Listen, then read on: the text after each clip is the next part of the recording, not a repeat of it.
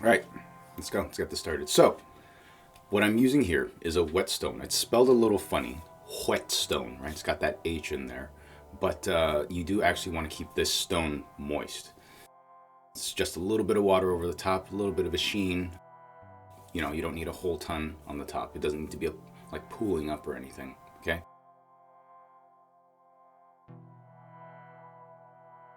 Next up, we want to determine what angle we're going to be holding our knife at. Do some quick visual math to hit that 20-degree angle that most kind of home kitchen knives really like. So you get your knife up 90 degrees. Half of that is 45. Half of that is 22, you know, right around there. And so that's kind of right around where we're shooting.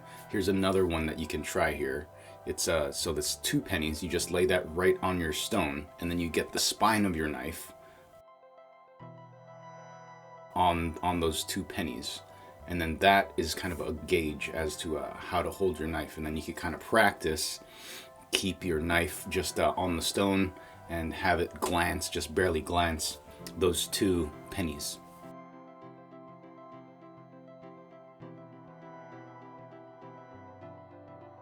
Now that we have the angle down, we want to know how to sustain the angle as we pass the knife over the stone. So I like to lay my fingers across the knife, spreading them evenly to distribute the pressure as I'm pushing through to the stone.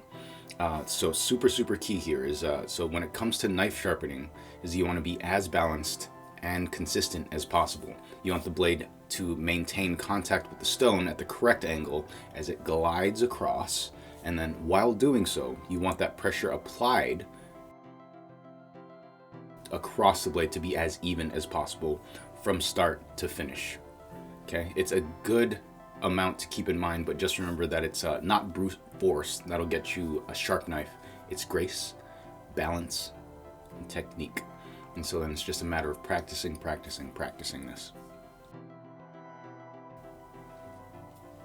I make a point of going all the way from the heel of the blade, right, the part closest to my hand with the handle there, all the way to the tip, and then it travels from the heel to the tip, but I'm also going all the way across the stone. And the importance there is that you don't want to create just a divot like right in the center of the stone. That way the stone is wearing down evenly, and you also get to expose your knife to as much of the stone as possible. All right, so here's the technique. Here's what I like to do. I like to kind of use my whole body sometimes, right? I have a couple different techniques. This one I like to kind of twist my whole body. It's like I twist at the hips, right? Kind of like I'm dancing a little bit.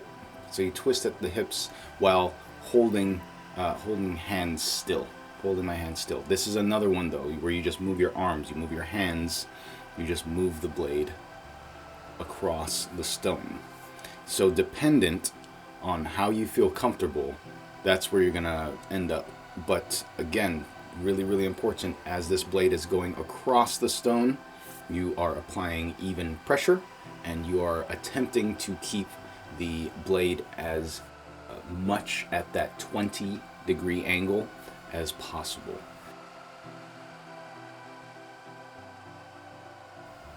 So with practice, you'll find that you can move a little bit faster.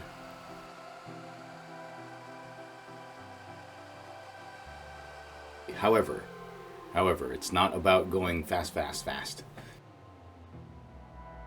You want to develop the technique first, right? So that you feel really comfortable holding the blade at a certain angle and applying the pressure and all that. And the speed will come. So don't worry too much about that. Also, I'm not that perfect at this. I could actually see, as I'm watching this, use a lot of work, honestly. So here, we're going to clean up our blade a little bit, just to remove some of those tiny bits of the whetstone in the metal. And so this is a good way to kind of test, actually, to see how sharp our knife is. We're going to run it through a piece of paper, right? You just slice it right through. You can see it's relatively sharp, right? It was cutting through there. However, it's still not quite sharp enough. It was getting caught up on that paper. We moved down to our finer grit of whetstone here.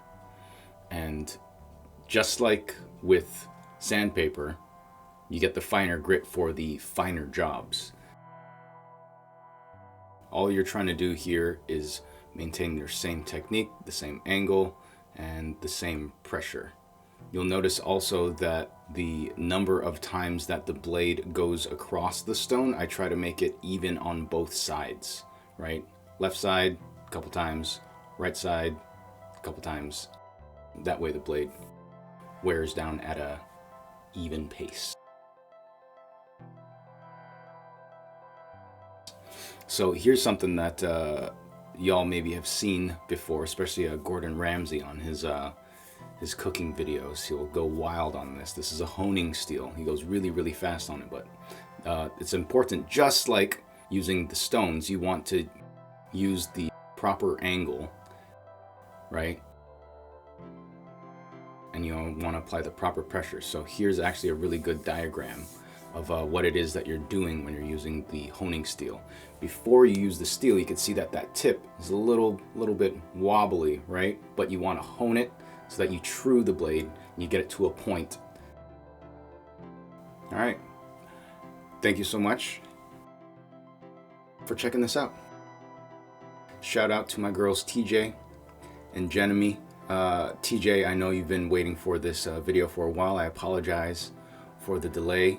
I hope this video can help keep your mind off of the stuff that's going on right now as much as possible. But other than that, love you lots and take care.